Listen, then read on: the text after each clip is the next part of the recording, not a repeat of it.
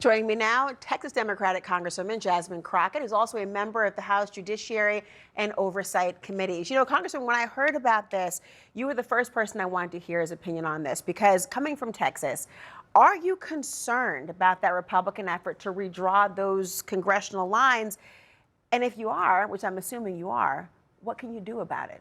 Yeah, so first of all, we've got to educate people. So thank you for having the conversation. This is bigger than just Texas. You know, a lot of people kind of look at this and be like, well, this is a Texas problem. No, it's an all of us problem. It's the entire country as well as the world that needs to be concerned. Because first of all, when we think about the fact that this administration has talked a lot about a third term, whoever controls the House is going to be the person who has to certify the election. So you know, these guys don't play by any rules. They break everything. And right now, they are trying to not only rig the midterms, but potentially rig the next election by making sure that we have more of these complacent, complicit folk continuing to run the House, because honestly, they just do whatever he tells them to do. They don't do what the Constitution calls for, and they don't do what their oath calls for. I'm old enough to remember and young enough to remember when gerrymandering was a horrible word. The idea of redrawing maps, both sides hated that particular issue, Democrats, Republicans, although I do hear Governor Gavin Newsom saying that he is suggesting perhaps something similar. Should he? Absolutely. So because it'll truly be tit for tat. Would that be respected? You've got to meet the moment. You've got to meet the moment. And the reality is that we need to be in a fair position. Honestly, Donald Trump would not be causing the havoc that he's causing if it wasn't for North Carolina deciding that they were going to cheat as well. They ended up controlling the Supreme Court in North Carolina, and so they decided to redraw the lines. When they redrew the lines, they added 3 seats for Republicans. It is not reflective of the people in North Carolina. Right now, you have 10 Republicans and 4 Democrats when it comes to the congressional makeup. But when you look at how the state voted, they barely voted a little bit over 50% for Donald Trump. But every other statewide election, governor on down, they voted for the Democrats. So it's a 50-50 state.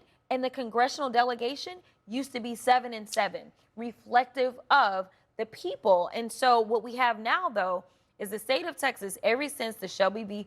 Holder case, they have decided, you know what, thank you, hallelujah, because they have always been found to be intentionally discriminatory.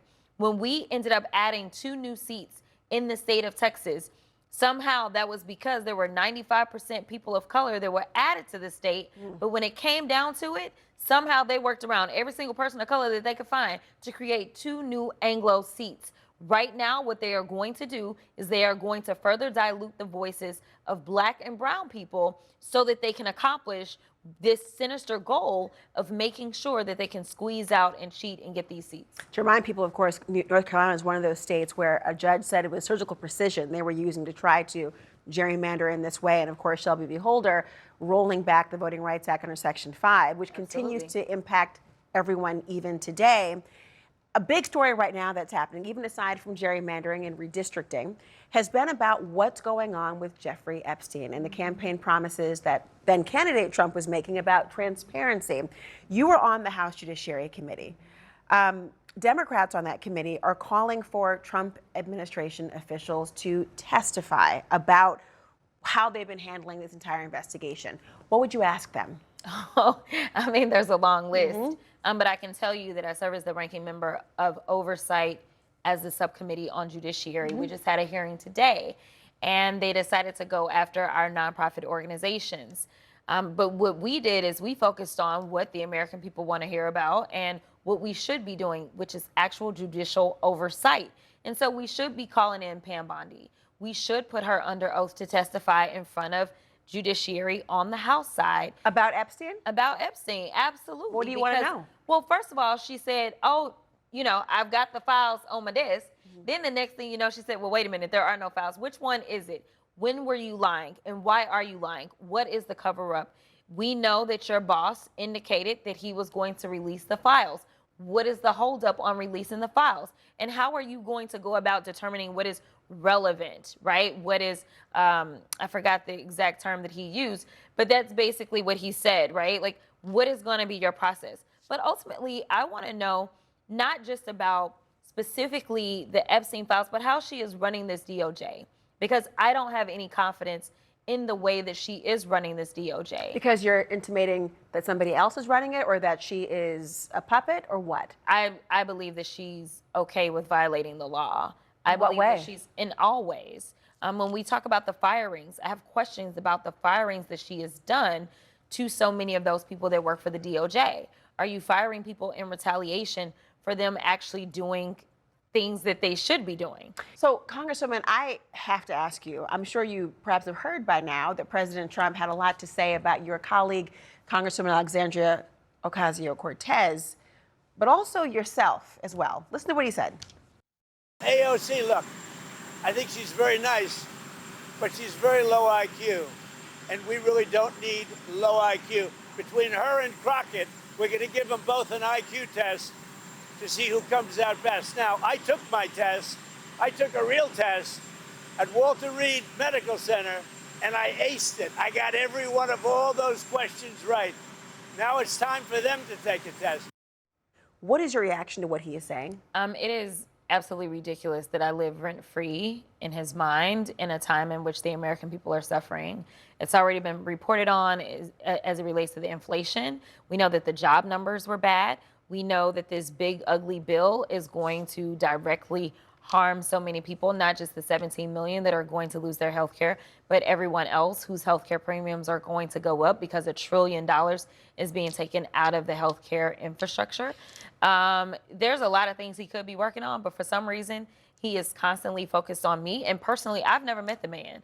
I have no interest in going to the White House and meeting him or That talking. might surprise people that you've never met, given how often you're I have referenced. never met him, but for whatever reason, I live rent-free. And honestly, the biggest concern that I have is that every time he does something, he has minions that see it as a dog whistle. And then it only increases the attacks on myself as well as any other colleague. But he absolutely consistently buys into this idea or continues to put it out there that women of color somehow are low IQ. Let me be clear. I have a lot more education than he does.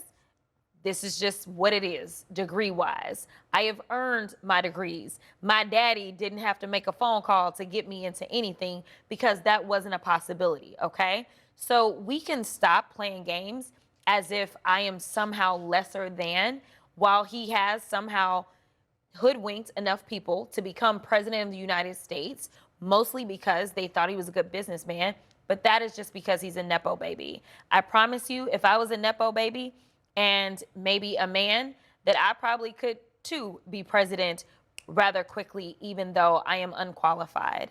But he needs to focus on doing what he swore an oath to do, which was to take care of the people in this country. And right now, I have not seen any policy that is going to help the people writ large in this country. Congresswoman Crockett, thank you. Thank you.